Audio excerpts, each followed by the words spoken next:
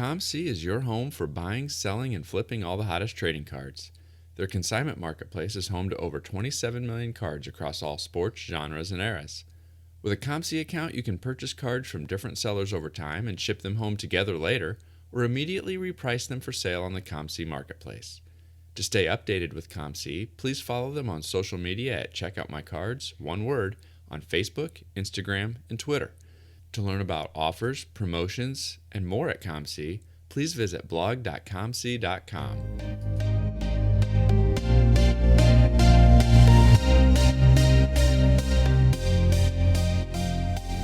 You're listening to the WaxPackHero Sports Card Minute, a podcast where we discuss both the hobby and business sides of collecting. I'm your host, Mike Sommer, and I want to help you buy, sell, and trade your way into a collection you'll love.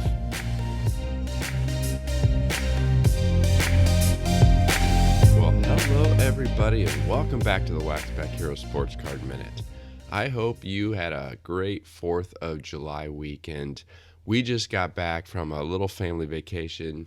You may or may not have noticed, but I was a little quiet on social media this last week, and that's because we were gone on a family vacation. We decided to go over to Holiday World in Santa Claus, Indiana.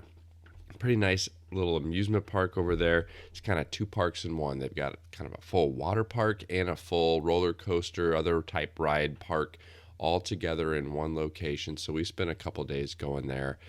My family's verdict is it was definitely worth the trip, definitely had a good time, but they enjoyed the water slides more than the roller coasters and other rides. And so for what it's worth, we enjoyed the water park quite a bit and the different water slides and stuff like that. So anyway, we had a great several days away, back recharged, ready to go. But that's what we did for the last week for our little getaway.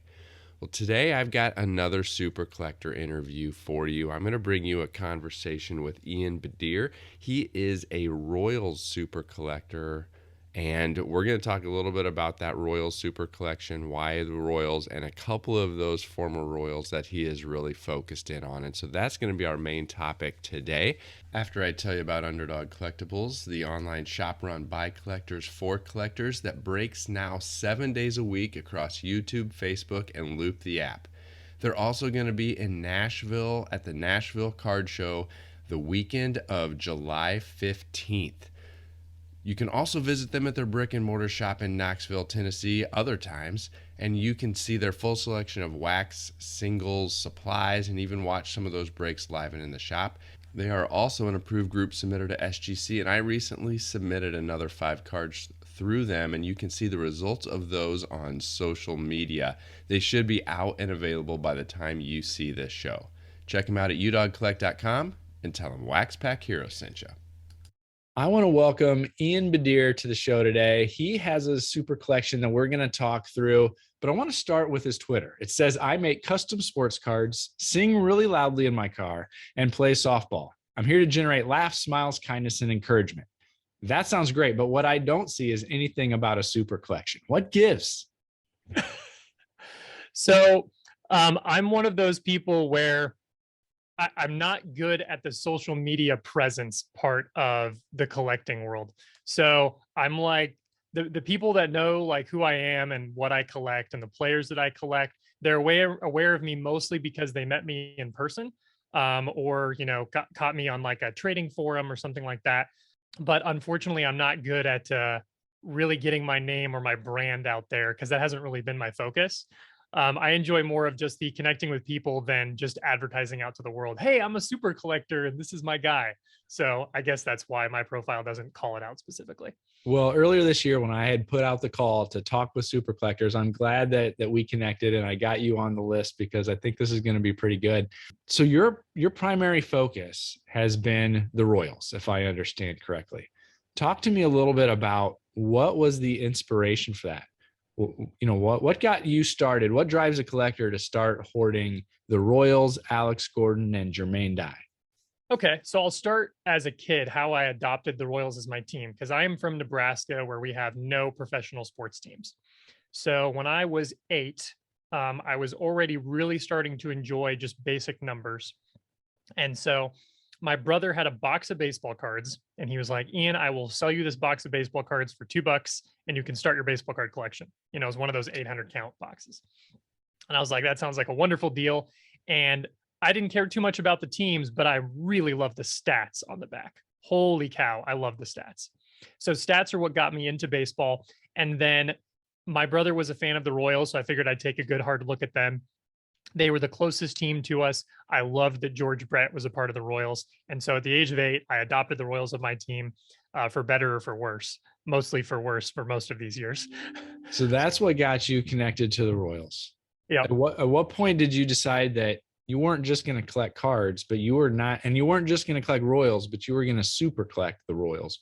Yeah, so you'll have to fast forward quite a few years, because I followed the Royals, you know, again, listening to games on the radio starting when I was 9 or 10. But collecting the Royals actually came fairly recently. And it was actually a friend on Twitter. His name's Matthew.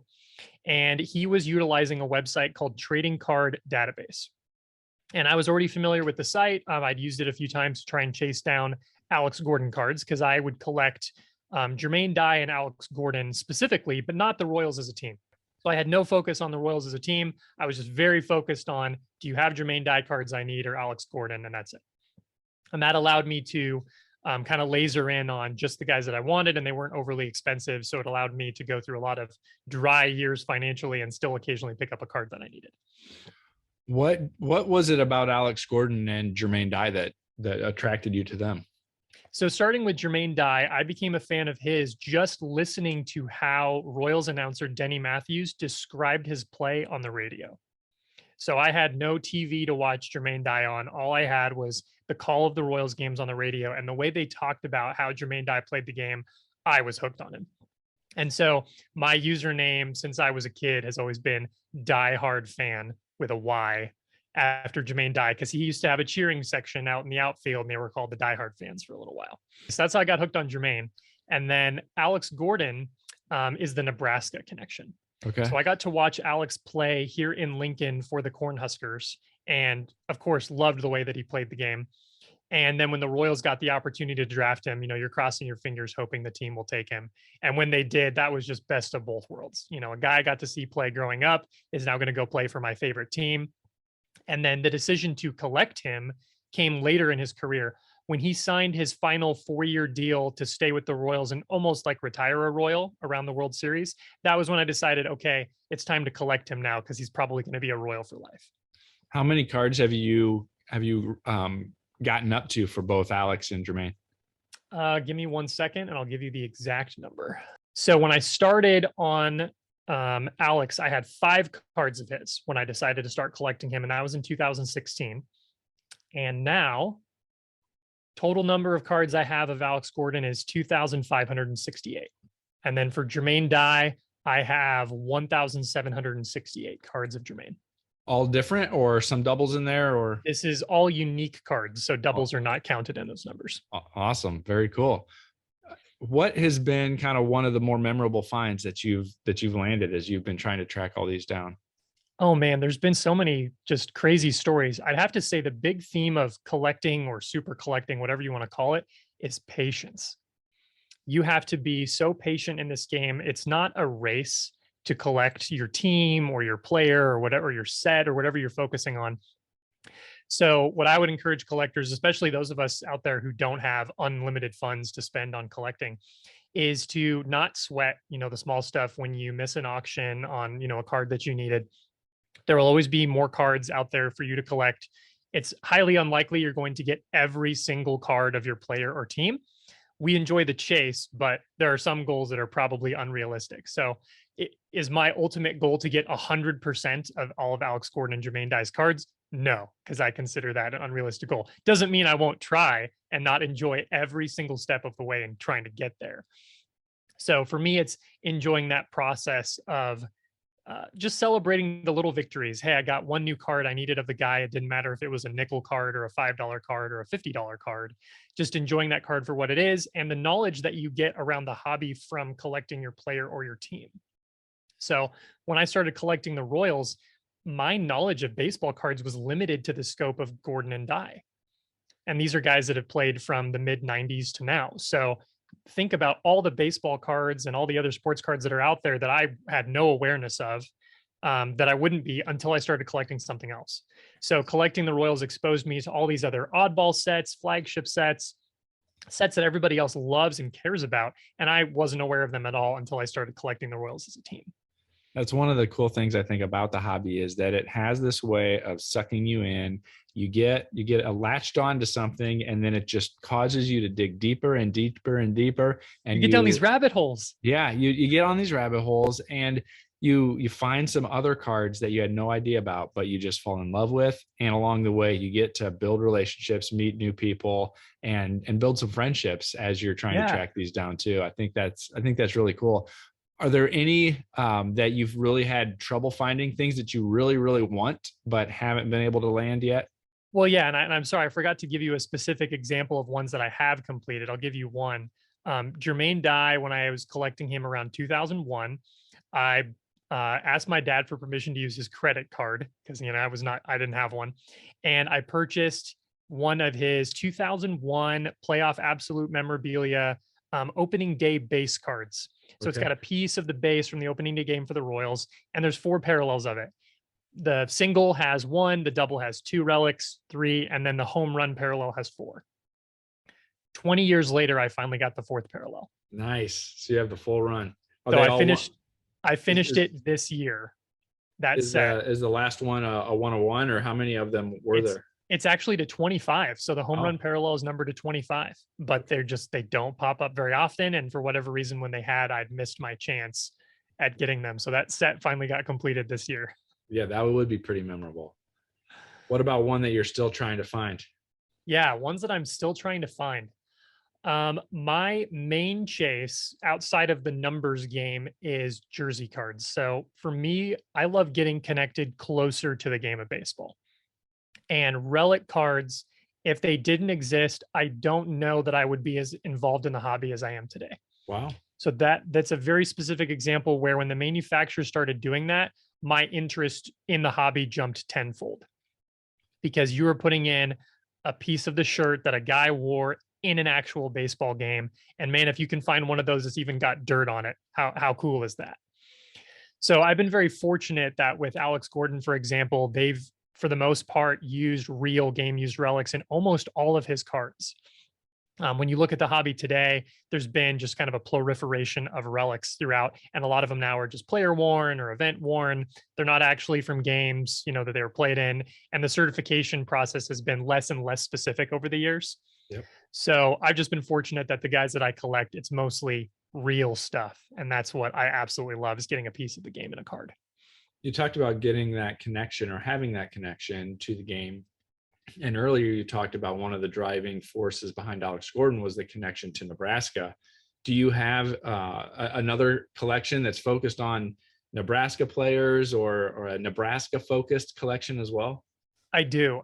So the one that I've been collecting is almost as long as I've collected Jermaine Dye is I collect one autograph of every Husker that's played in the NFL or the MLB or the NBA. So if they made it and played in a pro game, I want to get at least one autograph of them. Now that list for baseball is like 50 guys. That list for basketball is like 10 guys. So those are pretty easy to knock out. The list for football is 400 guys. Wow. And there's more added every year as guys graduate, get drafted, and get a chance to go play in the NFL. The NFL list is, again, one of those impossible chases, because a lot of the guys played World War I era, 1920s, 1930s. They've passed away long ago, some of them long before people really collected autographs. So will I ever get 100%? No, but that hasn't stopped me from enjoying getting connected to the history of Nebraska sports.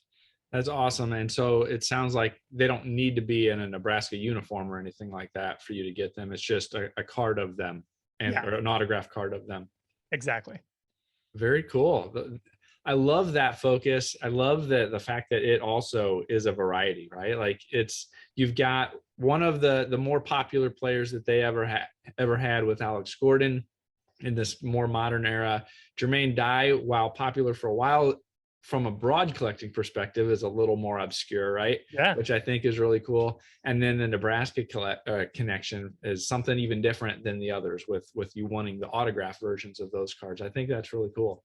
Yeah. So coming full circle back to the Twitter bio about making custom cards, that was born out of my chase for Husker autographs. So when I started, I would focus on Huskers where they made a trading card of them. But the problem is you have hundreds and hundreds of players that never had a card made. So how am I going to get an autographed trading card of these guys? My best chance was maybe getting an index card, which unfortunately those are pretty boring for me to just have a 4x6 white piece of paper with some pen on it. So I started reaching out to gentlemen on Facebook that made custom cards and said, what would it take for me to learn how to do this? Could you, show me the ropes? And there was just an excellent guy. His name was Jason Johnson. And he said, yeah, absolutely. I'll share with you everything I know and show you how to do this. And I got the cutting machine and started to learn how to do Photoshop despite not really having any creative background whatsoever, and started making my own cards to then encase those index card autographs. So that was my introduction to making custom cards, was getting Husker autographs and putting them in a trading card that would make me treasure it way more than just the signed index card would have been. The other thing that I like about what you've shared so far is that sometimes I have these conversations, and the thing that people like is that there's a finite goal for whatever it is that they're trying to collect and super collect. Theoretically, there's an end point. But what you've shared is that you recognize that you may never get there, but that doesn't stop you from trying and doesn't stop you from pursuing those cards along the way. I think that's a great message for everybody out there. Yeah. Yeah. If anyone has some of these cards that you're still trying to find, or maybe some of the more limited or obscure cards of Gordon or Dye, or maybe even some of these Nebraska autographs, where can they get in touch with you? So you can find me on Twitter. My Twitter handle is @IanBadeer. That's IanBadeer. You'll find me there. I'm usually interacting with the hobby community or ranting about how terrible the Royals are. Very nice. Sounds good. Is there anything else that you wanted to make sure we hit on today before we go? Yeah. So my focusing as a collector is I've started to branch off more into knowledge sharing. So when you've been in the hobby, and Mike, you've been in the hobby longer than I have, right? So you've built up this wealth of knowledge. Like, you don't even know how much knowledge you have until you talk to someone that's new and you realize how much information you have to share with them. I have found that as fun as it is to, make a post and be like, hey, my Alex Gordon collection percentage just hit 90%. 90% done. Like, that's really cool. But what I found more gratifying is talking to collectors and finding out that there is a nugget of wisdom or a nugget of truth that I can share with them that's going to help them in their collecting journey. So what I've tried to latch onto is looking for pieces of information that I can remember that will help another collector down the road that would have helped me when I was in that spot. Or if someone shared a cool nugget with me, passing that along to someone else. So what I've branched off to, of starting off as a collector who lived only on eBay, right, and is just looking for what I need and then buying it, to a collector that most of my interactions now are through trades. So I utilize trading card database to build my Royals collection, to build my Husker collection. I'll still buy, the Alex Gordon and Jermaine Dye cards, but I've built a relatively large Royals and Huskers collection almost exclusively just by trading non-Royals and Huskers cards for them. So my solution is very simple. I go to my local card shop. It's called Capital City Sports Cards here in Lincoln, Nebraska. If you ever drive through Lincoln, I highly recommend you visit. Chat with the owner, Chris Dietrich. He's fantastic. He has boxes of cards that start at 2 pennies for every card in those boxes. And then he has slightly better cards that are in quarter boxes. And that's where you'll find like inserts and parallels and things like that. And so Chris and he has helped me so much in building up my collection. And then once I drained him of all of his Royals and Huskers cards that I needed, I'd go through his boxes and get cards that I figured people would want to trade for. List them on trading card database and get Royals and Huskers in return. So he has been my wonderful funnel to continue to build my collection, indirectly through that process.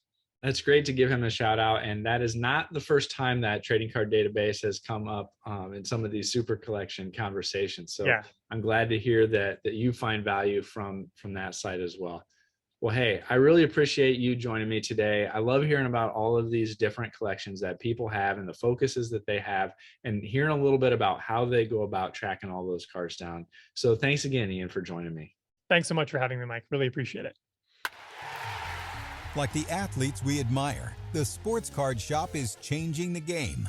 We're not launching threes, bombing drives, or hitting dingers, but we have built a unique gathering spot for all collectors to trade cards, talk sports, play games, and watch their favorite athletes on the big screens. Yes, we've partnered with Panini, Upper Deck, Leaf, Topps, Fanatics, Pokemon, and others to bring you all the latest in sealed wax and singles. But the Sports Card Shop in New Buffalo, Michigan is much, much more. Our recent expansion brings collectible sneakers, Hot Wheels, and more sports and entertainment memorabilia into the mix. Our new Collector's Cave game room is the perfect place to throw a rip party, bring friends, rip packs, trade cards, play billiards, ping pong, shuffleboard, classic arcade, and Xbox games, all while watching your favorite sport on TV. Visit us at thesportscardshop.com. Follow us on social @_sportscardshop, or better yet, visit us in person to learn about special events, party packages, new products, and everything we're doing for you. The Sports Card Shop, connecting people, sports, and the hobby around the world. Jermaine Dye, Alex Gordon, the Kansas City Royals, and the Nebraska Cornhuskers. Now that's quite a super collection. Thanks again to Ian for joining me today to talk a little bit about that super collection and the process that he uses to track all those cards down. I think that aspect of trading for a good portion of those is a pretty cool approach to building that collection out, especially as large as it is growing. So I think that says something, and it gives you a different perspective on a way that you might be able to approach a collection of your own. Well, let me know what you thought about that. Have you done something similar? Reach out to me on Twitter @TheMikeSummer. Send me an email at WaxPackHero@gmail.com. I would love to hear what you have to think. You can find me on TikTok and Instagram at WaxPackHero as well. Don't forget to leave a rating and review, and I would love it if you would tell a friend about the show. Well, that is all I've got for today, so I'll catch you next time.